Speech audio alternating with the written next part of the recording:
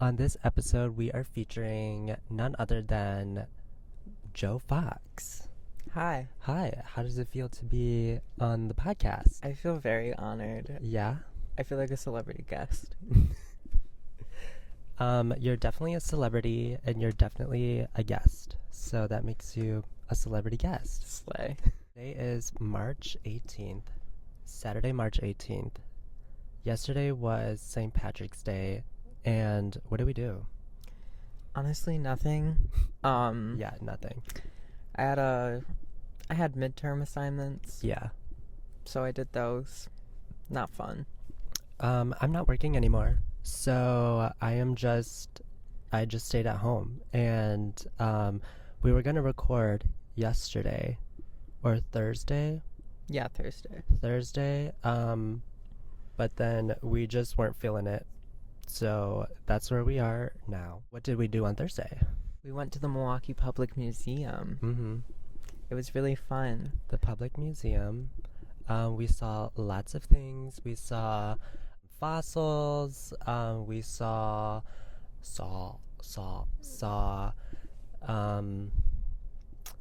the old Milwaukee. They have like this little town area where it like shows old Milwaukee, and there was a trolley. There was their old like storefronts. Mm-hmm. They even had like the road names. Yeah. And I was curious, and I'm like, are these roads like still around? I'm sure they're still around. Well, there was Wisconsin Avenue, and that's for sure around. And I'm like, so I wonder what those roads look like now compared to what they looked like at the old Milwaukee setup at the zoo at the museum. I think the majority of them were in like the downtown area, or what is downtown now. Yeah. I don't know what that used to be. I think it was like Juneau Town. Juneau Village. Yeah. Back when the founders of Milwaukee came and colonized the joint. Yeah, and we also saw Wisconsin Native Americans museum, like artifacts and information, and also like their setups. We also saw Europe. We did see a little bit of Europe. Yeah, we saw it looked mostly Danish and German. Yeah. And then we also saw an old ancient Egypt exhibit, and there was some real mummies, some real sarcophagi, not car. I don't know if that's a plural for sarcophagus, or maybe it's sarcophagus. Well, we saw two sarcophaguses. And there was literally mummies in there. I don't know if they were real or not. I looked it up. I think they are real. They just had real live dead bodies in a glass box. The ethics of it are questionable, to say the least, but I mean, I think this is an ancient burial ground site. I'm not gonna lie. Where we are right now. Yeah, I'm not lying. I know that Lake Park is like an ancient indigenous burial site. If you guys wanted to know where we are by the lake again, and there's a lighthouse in front of us. If you know, you know. Also, I was gonna say earlier, I got a Starbucks, or we went to Starbucks, and I got a matcha latte with almond milk. And honestly, I have been saying that I don't like matcha lately, just because I was like, I don't get the hype. Like, I've had matcha once before, and that was like years ago, and it didn't taste good. It tasted like chalk. I don't like matcha, like, period. Like, whenever I have matcha, I think it's disgusting. Mm-hmm. But I recently had matcha again. I had matcha from Collectivo, and it was a pistachio mixed in with the matcha. Really good, honestly. And I think that's kind of what got me hooked right now. And so, got a matcha. We're in our matcha era right now. We're feeling the matcha. We might go and buy, Emma Chamberlain's matcha, try it out, or we might get like a real Japanese matcha. And yeah. Is matcha from Japan? I think so. It's like a Japanese thing, maybe. Slay. Yeah. I could just be making that up. We love a multicultural cuisine. Not very sure where it derives from culturally, but it's tasty. Mm-hmm. It does kind of have a chalky taste. But I think, well, right now mine's kind of watered down. There's ice in it, so. And it's also from Starbucks, so how good could it be? I had a pink drink. I always get pink drinks. Ooh, good stir. Yeah. I always get pink drinks from Starbucks. I know that makes me basic. A pinkity drinkity. A pinkity drinkity, as he who shall not be named always calls it. But I don't care. Does that make me basic? Yeah, but I appreciate the flavors. A little bit. But your pinkity drinky with your strawberries. What's the substitute? I feel like some people substitute it for something else. I mean, there's like the strawberry acai with like refresher. Water. Oh yeah. But that's just the pink drink, but without the coconut milk. Mm-hmm. I like the coconut milk with it. Yeah, coconut milk is pretty good. I got almond milk. They didn't have oat milk. Oh, but back to the public museum. Oh yeah, to the public museum. We saw like the Ice Age, didn't we? We did see the Ice Age. And dinosaurs. We also saw the butterfly exhibit. Yeah, we saw butterflies. I'm usually not a big fan of butterflies. They usually scare me. But I held one. I like picked one up. I let it crawl onto my finger, and then I was holding it and took a picture with it. It was so cute. Yeah, super cute. We saw some big ass butterflies too. Oh my god, they were huge. Mm-hmm. And also, I could swear that I heard that butterflies only live for like 1 to 2 days. I'm gonna fact check you on that right now. I swear they only live for a couple days. Most butterflies live up to 2 to 4 weeks if the conditions are good. Oh. But it depends on the species. Oh. Several butterfly species live for a couple of months, so it's not years, but it can be weeks to months. Okay. Yeah, that was cute. We spent like a good 20 minutes in there right before they closed. We got there at the museum kind of late. We got there, I think, around 3. And then they closed early at like 5. And so we literally got kicked out walking around. But I kind of liked how there was nobody there, but also that feeling was very eerie because I was like, I remember this as a kid when it was like poppin'. Like tons of people would be at the museum, like schools, families, just regular the general public. But now there's like nobody that goes to the museum anymore. Yeah.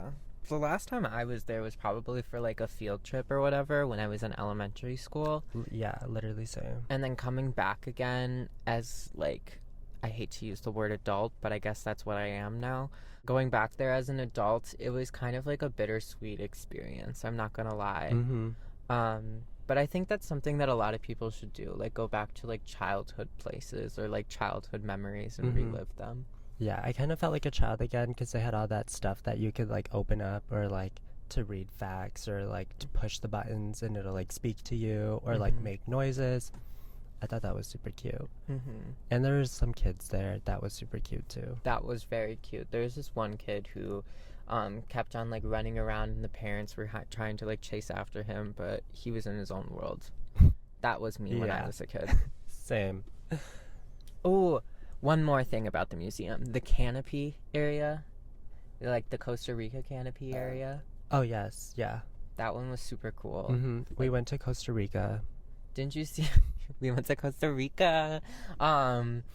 You said that there was like one of the trees was made out of like a cast of an actual tree or something like that. Yeah, like the Milwaukee museum team, whatever their research team, literally flew to Costa Rica and did a bunch of research there, and then they also casted like this huge tree with fiberglass to bring it back to our museum, and it's literally there. That's so cool. I couldn't tell which one it was because I was like, they all look the fucking same. All the trees looked the same in that area. Yeah, it was like supposed to be like a rainforest kind of situation or something like that. Well, it was a rainforest situation. Yeah, it was a rainforest. They were playing rain noises. And like a banana song. Yeah, and a banana song. The there was this like old blue Jeep that was sitting in there on the display, and it was making noises. Yeah. Or it was playing music, and it kept playing this banana song. It was weird. I don't even remember how it went, but it was just like banana. Someone's gonna be like, banana, I know that exact song. Banana. I think it was banana. It was pretty cute. Not banana. Banana. But yeah, I thought it was cool because Costa Rica, I really want to go there. Mm-hmm. And I heard it's beautiful. I heard the same. Because it's uncolonized. That, and also like they have some pretty strict conservation laws, so you're just out in nature the entire time. Yeah, and they have literal rainforests. Like, it's so weird to actually see animals outside of like a zoo or something, because I feel like, well, I mean, we didn't grow up in an area where there's rainforests and like exotic animals out just roaming around. But literally in Costa Rica, there's like monkeys, tons of exotic snakes, frogs, insects, stuff we don't normally see. The most we see here are seagulls. Seagulls, a very few pigeons. When we see them, they're a treat, though. Huge squirrels. Oh my god. Rabbits, bunnies. What was your favorite part about the museum? Probably the butterflies. Yeah. My least favorite part was seeing the literal cockroaches. That was disgusting. Oh my gosh, yeah, they had literal cockroaches, literal beetles. And termites. And a tarantula. Tarantula. I don't like that. And they had like a millipede, I think. It wasn't a centipede, it was a millipede. And they had, which was really cool, they had those camouflage, what are those, praying mantis? I didn't see that. Yeah, they had one of those. They also had they had a scorpion, a glow-in-the-dark scorpion. I think you can literally like pet them or like hold them. Butterflies are kind of scary. Literally one big one was flying at me, and I like started freaking out because I thought it was gonna like touch me. Yeah. It was just big. It was scary. The bugs that they had like on the walls, they had like those like artist recreations of what like prehistoric bugs must have looked like. Yeah. No, if I encountered that, yeah, I would simply pass away like a Victorian child. Yeah, I don't want to know what a prehistoric bug looks like. There was, I don't even know what it's called. The little ones. It was in Jurassic World. Pterodactyl? Pterodactyl? That's the flying one. Oh. Velociraptor? Maybe. A something raptor, I don't know, the little ones. But there was another one that's also closely related. I thought it was super cool to see, and it had feathers. Oh, yeah. Are you talking about the one that was like in the ceiling or whatever? No, it wasn't in the ceiling. Oh. It was by the butterfly exhibit. I didn't see it. I'm sorry. Okay. Recently, we've been watching Real Housewives. And right now we're watching season 6 of Real Housewives of Potomac. We didn't start season 1. We just started at season 6 because I heard, or I saw on TikTok, that Nicki Minaj was in like the last couple of like minutes of their reunion. And that's like Andy switched out. He like wanted to go and like drink tequila, and then Nicki freaking Minaj came out. That's like insane to me that they got Nicki Minaj. I know. I mean, like, if anyone can get the Real Housewives girls in line, it would be Nicki Minaj. Yeah, she really handed it to all of them. And like, she's a no bullshitter. So like, she just hammered them with some good ass questions. We haven't watched it yet. We're only on, what episode are we on? Oh god, maybe like 4 or 5. And I'm gonna be real with you, I don't know any of the Potomac girls' names besides Karen, the Grand Dame. What do you mean? There's Ashley, there's Candace, there's Karen, there's Robin, and there's Wendy, and that's 5. I don't know how many more girls are on it. I don't either, but I'm surprised that you know those names. Yeah, I was trying to memorize them so I could, like, talk about them. Whip them facts out. Good. Yeah. Good for you, honestly. Who's your favorite right now on Potomac? On Potomac?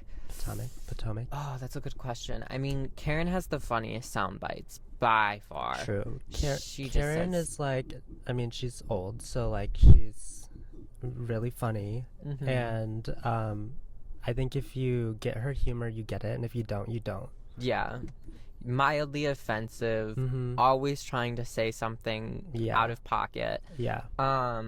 And like I especially appreciated the scene where she was like, now I don't call anyone alcoholics because that's a rude thing to say, and then it like cut immediately to like the previous episode, and she was like, you are a drunk.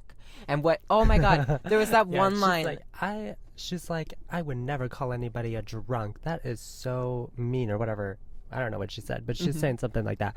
And then it literally cut to her in the last episode calling Candace? Candace is... No, it's not Candace. Candace is the one that makes the music. Yeah. Oh, what's Wendy her name? is Zen Wen. She's never Zen. And Robin is the one who doesn't get up until 2 p.m. Yeah. It's the one that's like who's like hardcore beefing with Karen. Who used to be like really close friends with her. I forgot her name. Me too. But she also, the same person who she called a drunk, she was like, you are a tired whore from Vanderbilt University. And I thought that I keep on using it. I don't think it was Vanderbilt University. It was one of like the rich old people's universities. Where is Potomac? Near DC, I believe. Like Virginia. You are a tired whore from some university in Virginia. Yeah, some university down there, over there. Oh, my favorite right now, I would say, is... I'm going to look up the characters really quick. Yeah, do that. Oh no, the temperature is too... The iPhone needs to cool down before you can use it. Oh my god, it just cut died. out. Alright, we're back. My phone is done overheating, but I finally looked them up, and it's Giselle, Ashley, Robin, Karen, Candace, Wendy, Mia. My favorite right now... I think my favorite right now is Mia, because none of the girls understand her. She seems... like, she looks like an LA girly, but I looked it up and she's not from LA. Mia? Yeah, she's not from LA. She was born and raised in like the eastern side of the United States. And I'm not sure exactly which states, but she's my favorite because she reminds me of Trisha Paytas. She was talking about her vaginal reconstruction surgery. I think she called it vaginal rejuvenation. Vaginal rejuvenation, whatever. And she like brought it up to the girls as like she got her clit done, and she didn't get her clit done because she got her vagina done, not her clit. But like at the same time, I don't know why the girls were judging, because I don't know why they were judging, because honestly, I get it. They were all mothers. They've all had children before. Like, wouldn't you want to have your vagina rejuvenated after like popping out a few kids too? And like not even just that, just like it's like lingo. Yeah. It's just like with her too, with Mia, it's like you get it or you don't. And I think that's why she's friends with Karen. Karen brought her onto the show, or at least that's the storyline they're playing, is that she's friends with Karen, and that's how she's on the show. My favorite of all of the Housewives series, though, like, much love to Potomac. I obviously enjoy watching it. Yeah. But my favorite is probably Beverly Hills. We've been watching that one, or I watched that one not since season 1, but I've watched all the way back into season 1, all the way up until now. And wow, has there been some growth on that show. Serious growth and development, but in a lot of ways, a lot of stagnancy as well. With some of the girls who've been on for a long time. I think Kyle Richards is the only one who's been on it since season 1. I don't know if I'm right. I think you're right. But she's been on there the longest out of any of those girls on there now. Mm-hmm. And I think she's probably one of like the longest housewives to ever housewife in like the entire franchise. So that's pretty cool. I don't know which or what the first. Orange County was the first one. Oh, okay. Yeah, I haven't seen that one. We've only watched, or I've watched a little bit of New York, and then we've watched Potomac. We watched L.A. starts with an A. It's in the South. Atlanta.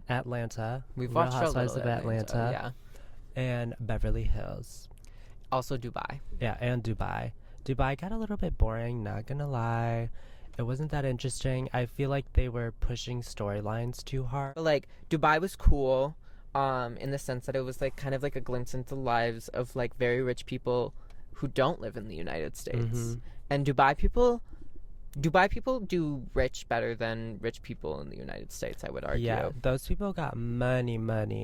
Like money to just throw around just because. Literally. Just for funsies. Like Chanel Ayan was like just walking around in ball gowns. Literally was walking all day, around every in day.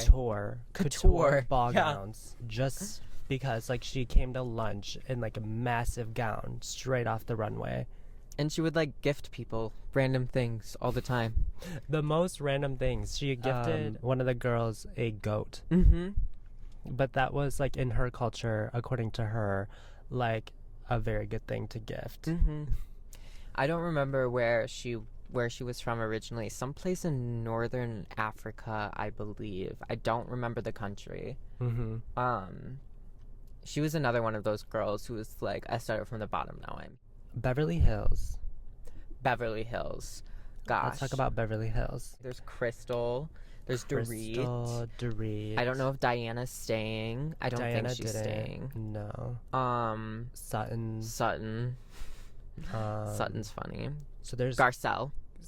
Kyle, Erica, Sutton or Dorit, Sutton, Crystal, Garcelle. And rest in peace, Lisa Rinna. And rest in peace, Lisa Rinna. Lisa Rinna is still being Lisa Rinna, though. I don't know. Yeah, she is. I don't know if any of you follow her. Yeah, on she Instagram. is like on. She's doing like fashion now. Yeah, like she's really like good fashion too. She's been invited to a lot of the fashion, or like the past few like fashion weeks in like Paris, Milan. Featured at Mugler, I believe. Yeah, featured in Mugler. And also walking in a couple shows. I know Amelia is getting super famous as a model. Good for her. I know her older sister Delilah Bell. She tried modeling and doing like some fashion stuff, but didn't really work out for her.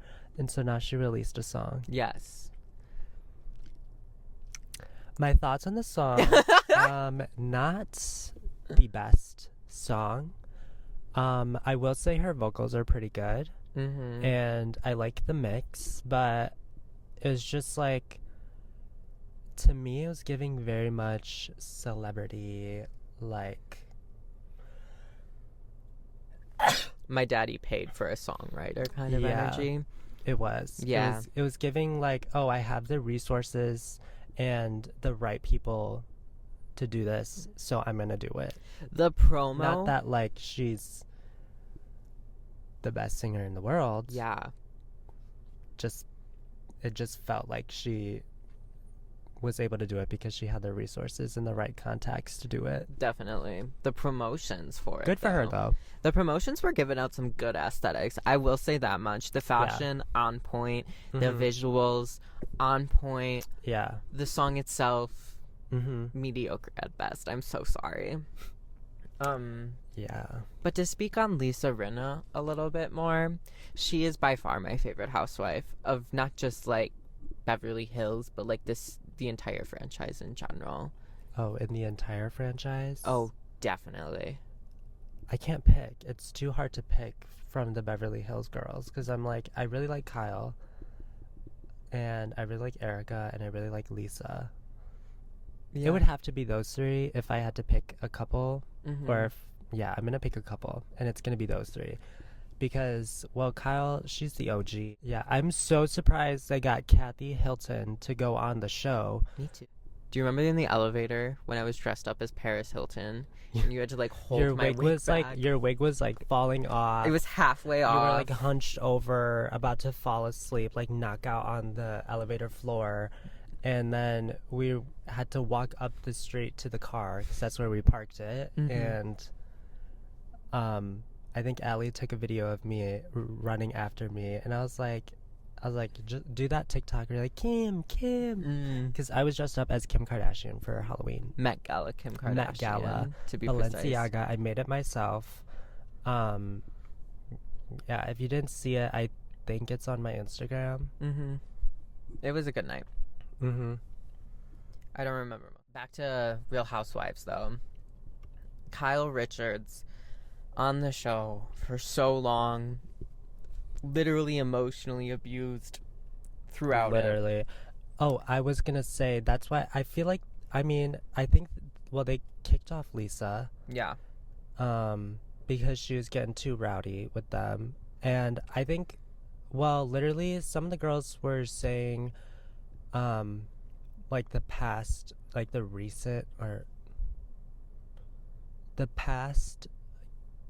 girls that have been on Real Housewives say that like they try to push like a certain agenda for you, or like they need you to portray this like person or like this persona.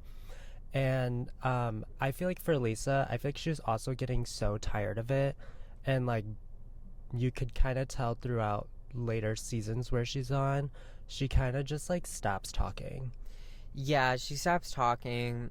Lisa also, like, her mom died. Yeah, her mom did pass away in the last season, and so I don't blame her for not wanting to be on the show anymore because of that. And then also just because maybe she was exhausting her character and she just like needed to get off. Yeah, it was also just like a really, really tough season for all of the girls in Beverly Hills.